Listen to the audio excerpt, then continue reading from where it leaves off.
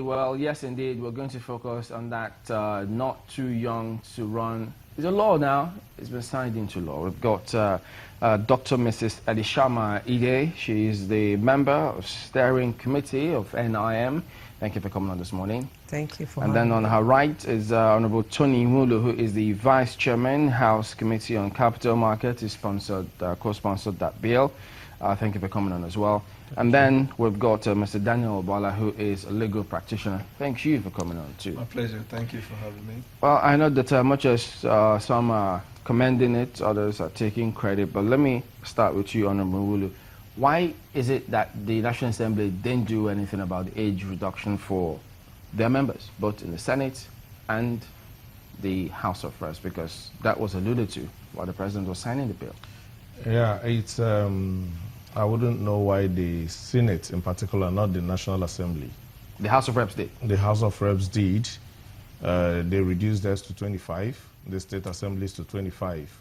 And our proposal, our initial proposal was that the Senate would be reduced to 30, same with President. But for some reasons, they left theirs at 35, and they chose to reduce that of President to 35. But like Mr. President said yesterday, it's still work in progress. We're still going to revisit that and see how to reduce it further. But what is the thinking of some senators? Have you conferred with any one of them about why they did it?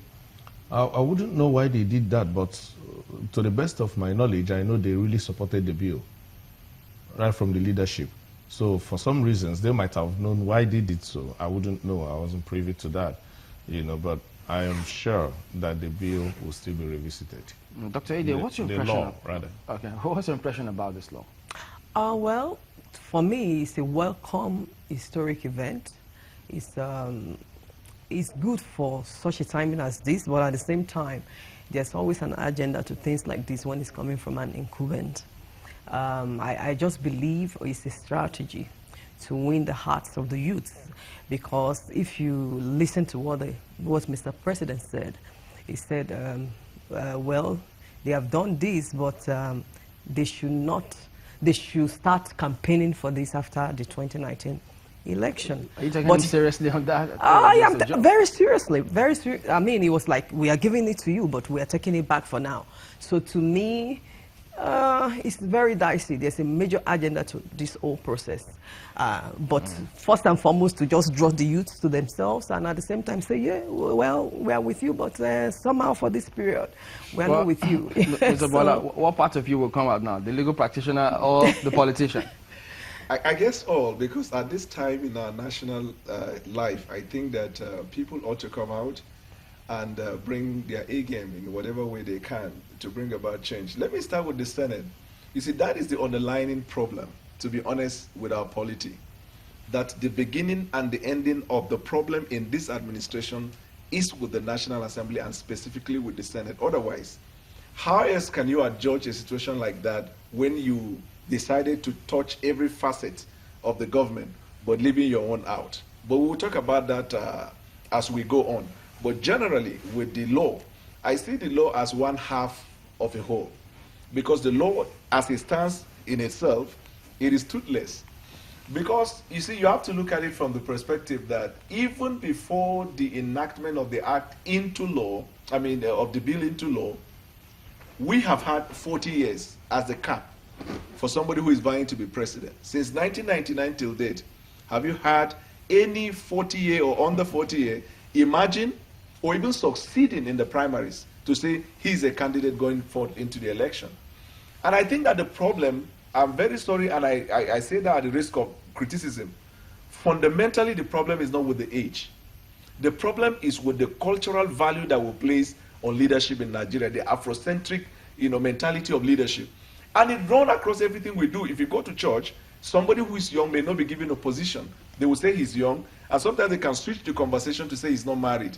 If you go to political party, they would, in fact, the general language is they will say, wait for your time, you still have age on your side. So we place emphasis on the wrong things. We place emphasis on the wrong thing. And secondly, the law in itself cannot be effective until certain things happen. For example, I have advocated that this law should go together with 3 other, laws that were, bills that were being discussed. The independent candidacy, number 1, and then the guidelines of INEC to have equal force of law, like the Electoral Act, so that whatever INEC comes out with as a guideline, if anybody runs foul of it, that person is going to, his election will be invalidated. But with this now, let me tell you the number 1 beneficiaries of this law. They are going to be the children of the elite, the children of the ruling political class. Why do you say so?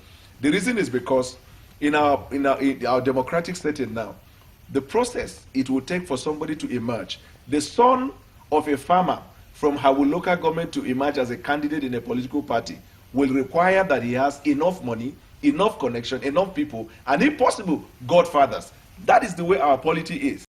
Now, there is no, the other time I said, I was suggesting that to the anti-graft body, if we want to fight corruption and want to make sure that integral people are the ones that come into power, that guideline of INEC, INEC should come up with a guideline. Anybody who is aspiring for a post should fill a form like an affidavit form. In that form, you're expected to disclose your source of income, both expected and actual. And when you disclose that, then you will sign like an oath.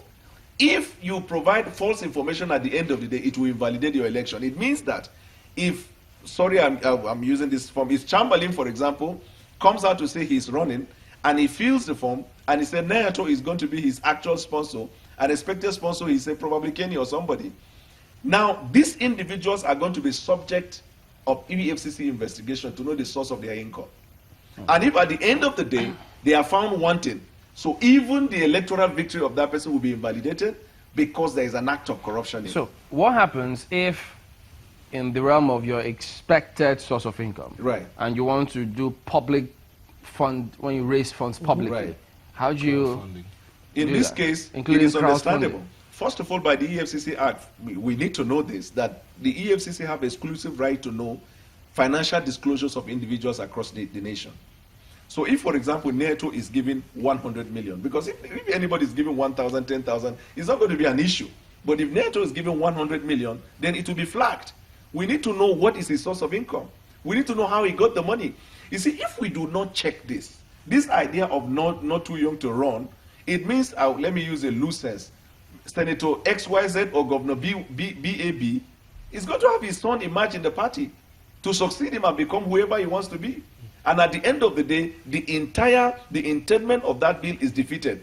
And another thing is, to tell you about ulterior motive with the ruling political class, why are they introducing this bill on the eve of election when they know it is practically... Honorable Molo sponsors it. Oh, he's one? Yeah, he co-sponsored the bill, and it's PDP. Oh, it's PDP, right? Yeah. Yes, and I want to actually correct you on some of the things you've said. This process has been ongoing for the past 2 years, and it's taking a toll on every other person that is involved, all the stakeholders, the young people of this country and the rest of them. And in as much as I agree with you to some extent, I disagree with you in many other regards. One, there are no ulterior motives to this. Two, it's not politics. You're not going to also exclude the children of the rich, or politicians, or however you see it. Every other person is, as long as you're constitutionally up to the age of running for election, you're free to contest. That is one thing. And away from the finances, let's also not forget that there are things you call social capital. Most times, money cannot take you through in politics. We've seen situations where some politicians brought out money, and the people still choose to vote for someone with less funds. Yes. Is that sometimes or most times? Most of the times. Most of the times. Let me tell you, away from the fact that, yes, we could, you see, there are so many areas. You begin to look at the INEC, how effective they are, the rigging processes and the rest of them. Most times, the results are not usually the true reflection of what happened. Those are part of the areas we're looking at strengthening INEC further to ensure that you have that prudence in electoral process. If that happens, most of the times you hear people say, but my vote will not count. But that has always been. Well, that idea, we'll come to you. What he suggested about the ESC is to help check the money part of the politics. When you say, let's leave the money side, I don't know if that should really be the position you should take, as in leave the money side. Is it possible to take money out of Nigeria's politics? I don't know which politics across the globe that you take money out of.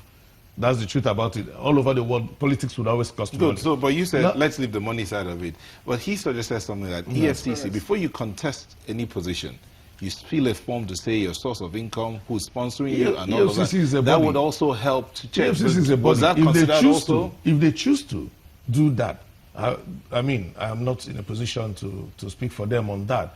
If they choose to introduce that. But one of the things you must also realize is that the young people made further demands to Mr. President yesterday. We know that with the not too young to run law, it hasn't ended.